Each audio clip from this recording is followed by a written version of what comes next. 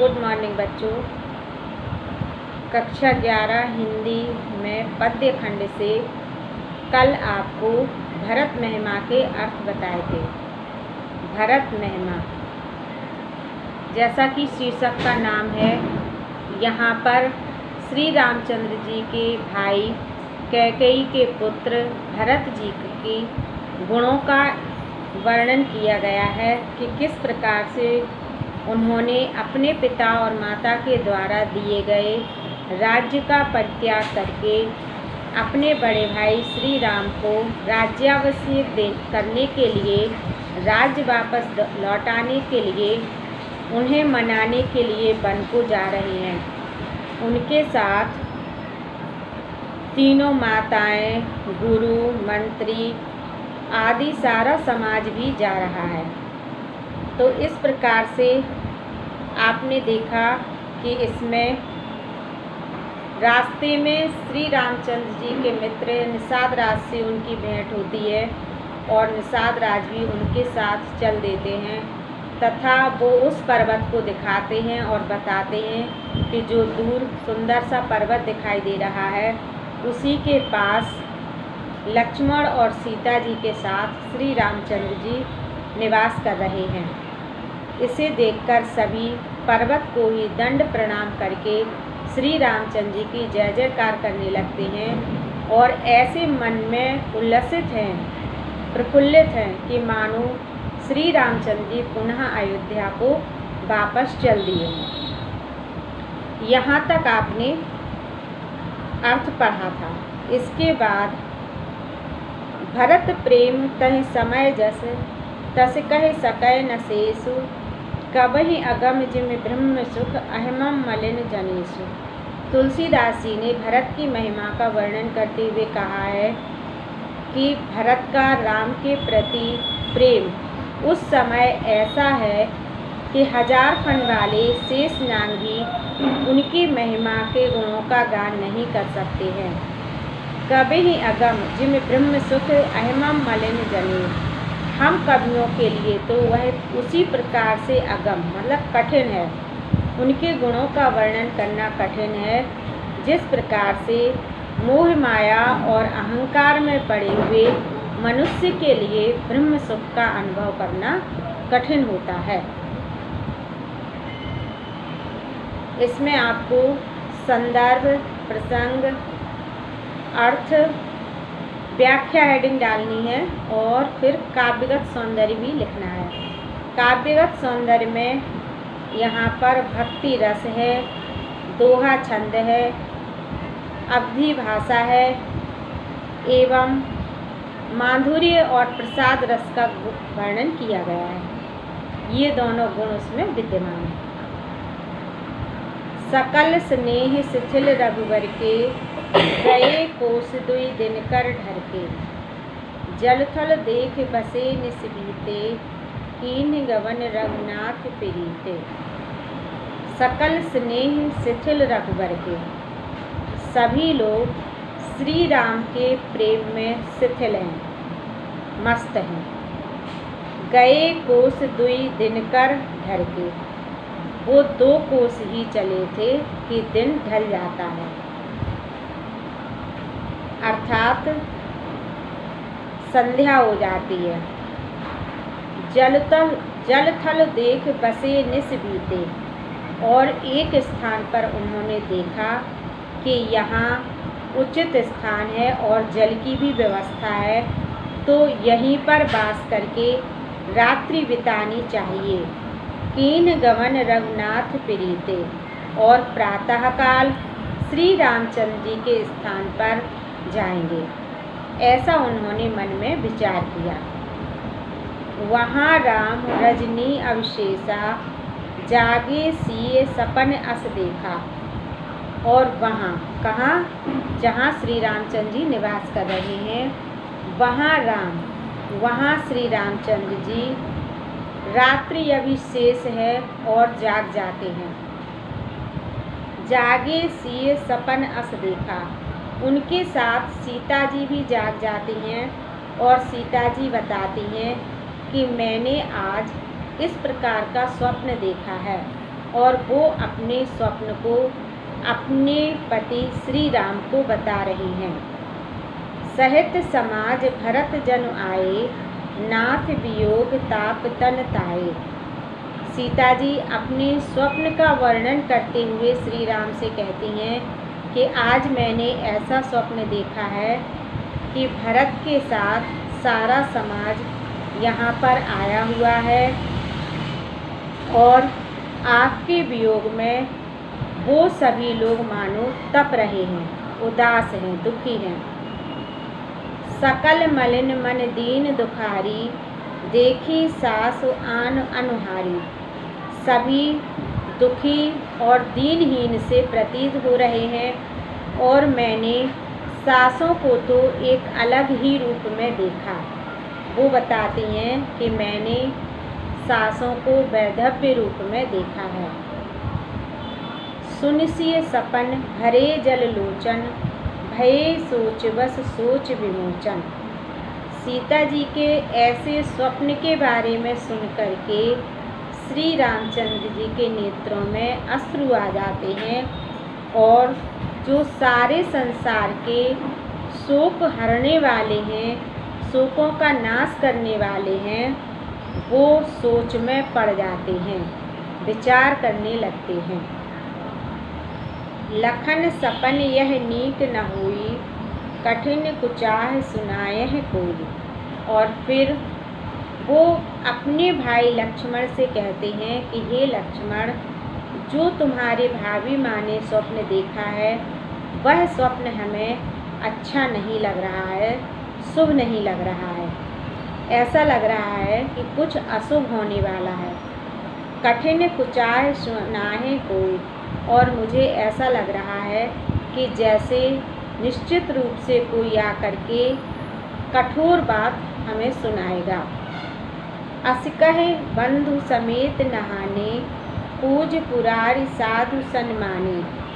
ऐसा विचार करके, ऐसा कह करके मन में संकित होते हुए भाई सहित श्री रामचंद्र जी ने स्नान किया और भगवान शिव की पूजा की और साधुओं का सम्मान किया।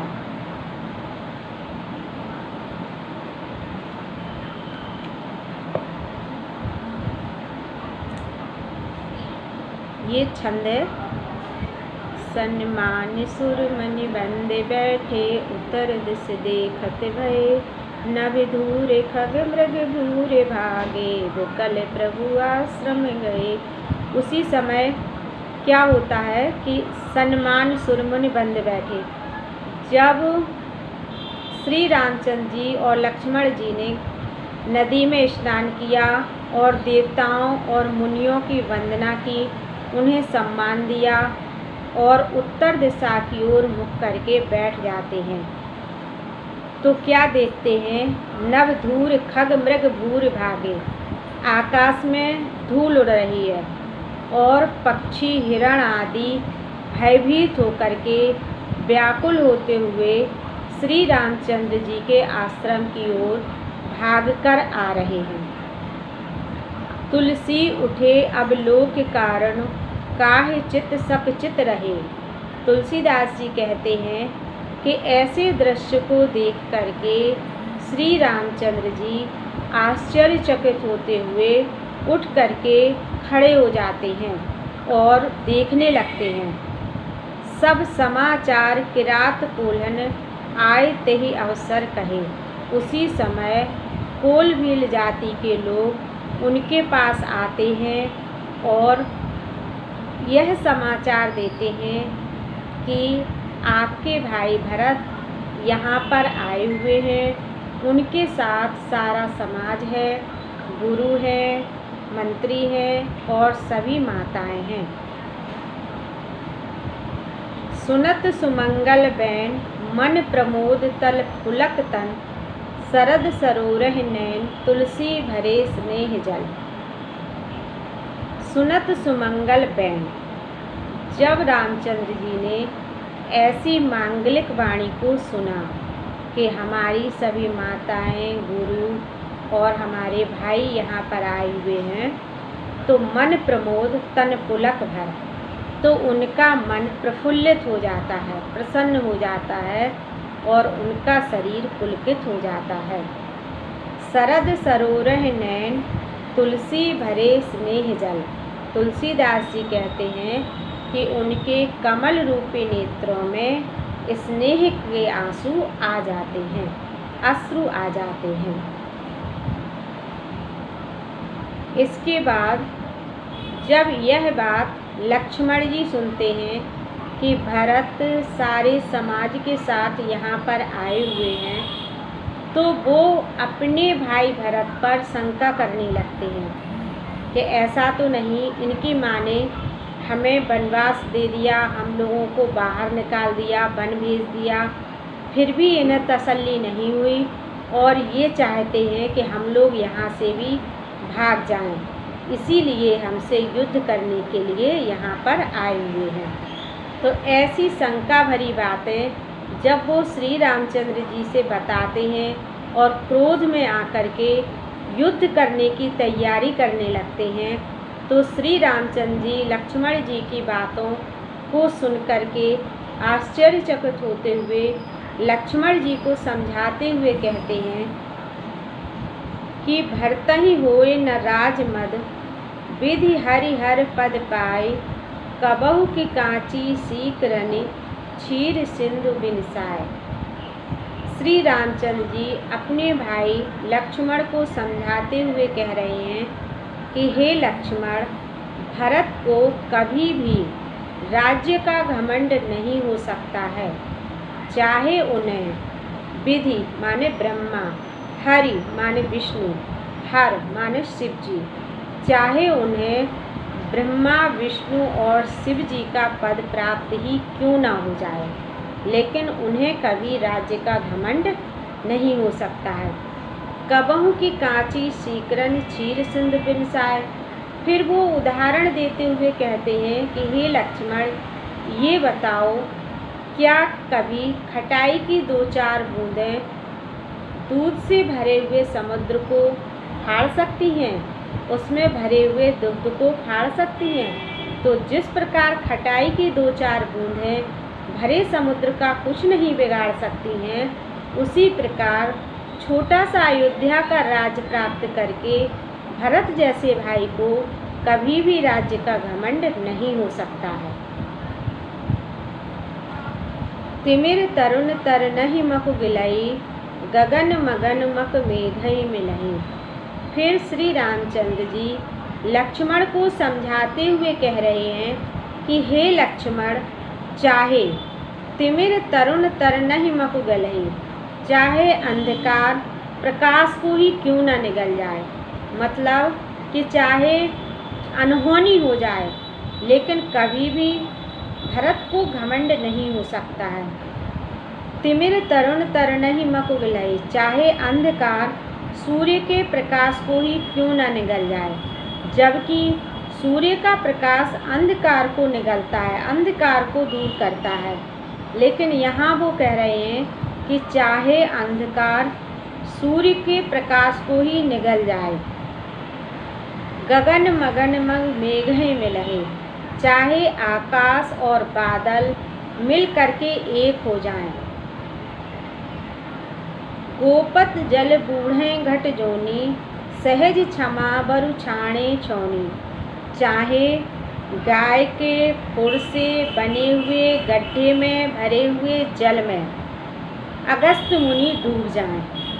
जबकि शास्त्रों में बताया गया है कि एक बार अगस्त मुनि ने सारे समुद्र का जल पी लिया था। ऐसे अगस्त मुनि को काहे में डुबा रहे हैं? गाय के बने हुए खुर से बने गड्ढे में भरे जल में। चाहे गाय के खुर से बने हुए गड्ढे में भरे हुए जल में अगस्त मुनि डूब जाएं। और सहज क्षमा बरु छाणे छोनी, चाहे पृथ्वी अपने प्राकृतिक स्वभाव क्षमा करने को छोड़ दे। मसक फूंक मक मेरु उड़ाई, होए न नृपमद भरतहि बाई, चाहे मच्छर की फूंक से सुमेरु पर्वत उड़ जाए, लेकिन भरत जैसे भाई को कभी भी राज्य का घमंड नहीं हो सकता है।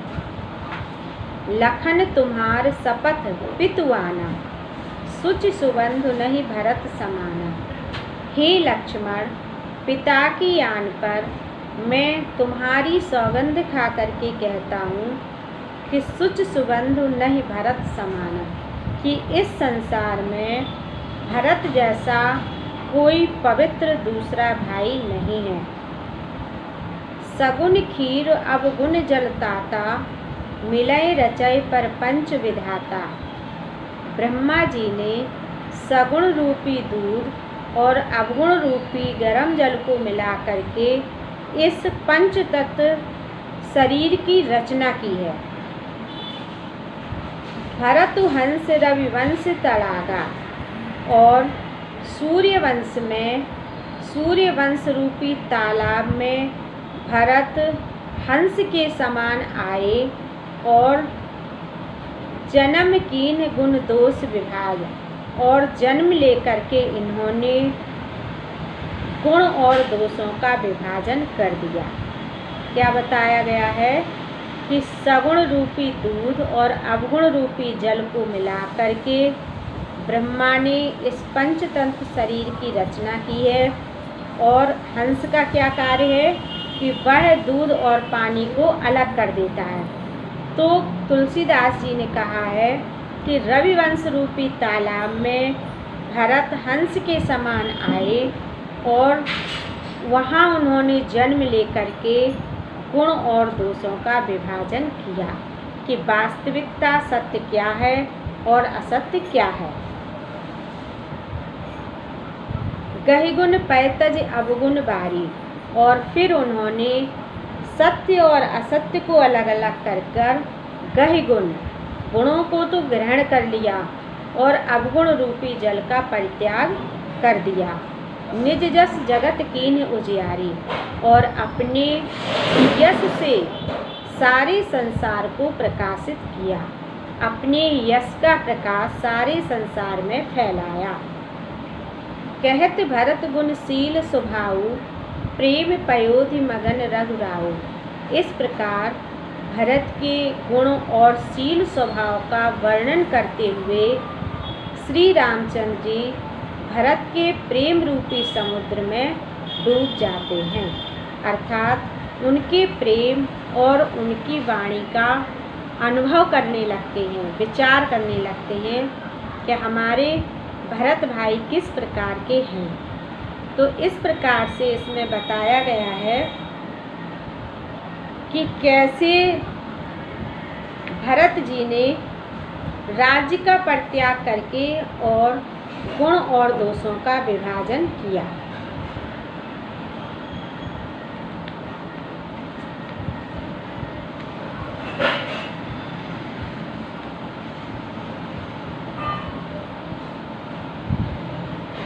बच्चों, आपको फेयर कॉपी पर जो कॉपी के 3 भाग करवाए थे, गद्य, पद्य और संस्कृत, तो पद्य खंड में भरत महिमा आप पढ़ रहे हैं, उसमें इस पद्यांश के जो प्रश्न उत्तर हैं उनको मैं बता रही हूँ, उन्हें आपको फेयर कॉपी पर करना है। इसमें है सगुन खीर अवगुण जलताता, मिलय रचय पर पंच विधाता। भरत हंस रविवंश तड़ागा, जन्म कीन गुण दोष विभागा। गहि गुण पैतज अवगुण बारी, निज जस जगत कीन्ह उजियारी। कहत भरत गुणशील स्वभाव, प्रेम पयोधि मगन रघुराऊ। इसमें सबसे पहला प्रश्न है, पद्यांश की रचना एवं रचनाकार का नाम लिखिए। पद्यांश की रचना भरत महिमा एवं रचनाकार का नाम है गोस्वामी तुलसीदास जी। रेखांकित अंश की व्याख्या कीजिए। इसमें रेखांकित अंश ऊपर की 2 लाइनें हैं, सगुन खीर अवगुण जलताता। तो इसमें आप प्रसंग में थोड़ा सा लिखेंगी कि श्री रामचंद्र जी अपने भाई लक्ष्मण को अपने भाई भरत के गुणों का वर्णन करते हुए कह रहे हैं कि हे लक्ष्मण, ब्रह्मा जी ने सगुण रूपी दूध और अवगुण रूपी गर्म जल को मिला करके पंच तत्व शरीर की रचना की है। और भरत रविवंश रूपी तालाब में हंस के समान आए और अयोध्या में जन्म लेकर के उन्होंने गुण और दोषों का विभाजन किया।